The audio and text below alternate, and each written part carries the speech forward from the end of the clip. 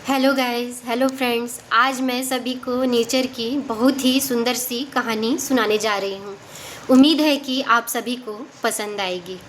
तो मेरी कहानी का टॉपिक है दोस्तों, नन्हा बीज। तो स्टार्ट करते हैं दोस्तों। एक छोटे से गांव के किनारे एक विशाल जंगल था। उस जंगल में ऊंचे ऊंचे पेड़, रंग बिरंगे फूल, चहचहाते पक्षी और कल कल बहती नदी रहती थी।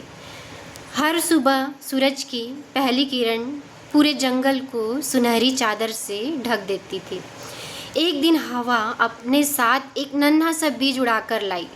वह बीज मिट्टी पर गिरा और सोचने लगा, मैं इतना छोटा हूँ, क्या कभी बड़ा पेड़ बन पाऊँगा?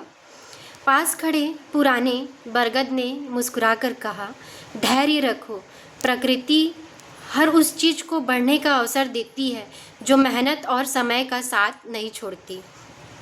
बरसात आई। बादलों ने जमकर वर्षा की। मिट्टी ने बीज को अपनी गोद में संभाल लिया। सूरज ने उसे गर्मी दी और हवा ने उसे ताजगी दी। कुछ ही दिनों में बीज से एक नन्हा अंकुर निकल आया। समय बीतता गया। वह अंकुर धीरे धीरे एक हरे भरे पेड़ में बदल गया दोस्तों। उसकी शाखाओं पर पक्षियों ने घोंसले बनाए, राहगीरों ने उसकी छाया में आराम किया और बच्चों ने उसके नीचे खेलना शुरू कर दिया। एक दिन तेज आंधी आई। एक छोटे पौधे डर गए, लेकिन नया पेड़ मजबूती से खड़ा रहा। उसे बरगद की बात याद थी, जिसकी जड़ें प्रकृति से जुड़ी थी। उसे कोई तूफान आसानी से नहीं गिरा सकता। उस दिन पूरे जंगल में मिलकर हवा, पानी, मिट्टी और सूरज का धन्यवाद किया। सभी समझ गए कि प्रकृति हमें बिना किसी स्वार्थ के जीवन देती है। यदि हम पेड़ लगाएं, नदियों को साफ रखें और पशु पक्षियों की रक्षा करें, तो प्रकृति हमेशा हमें खुशियाँ, शुद्ध हवा और सुंदर जीवन देती है। तो फ्रेंड्स, आज हमें इससे यह शिक्षा मिलती है कि प्रकृति हमारी सबसे बड़ी मित्र है। उसकी रक्षा करना हम सभी का कर्तव्य है, क्योंकि प्रकृति सुरक्षित होगी तभी हमारा भविष्य सुरक्षित होगा दोस्तों।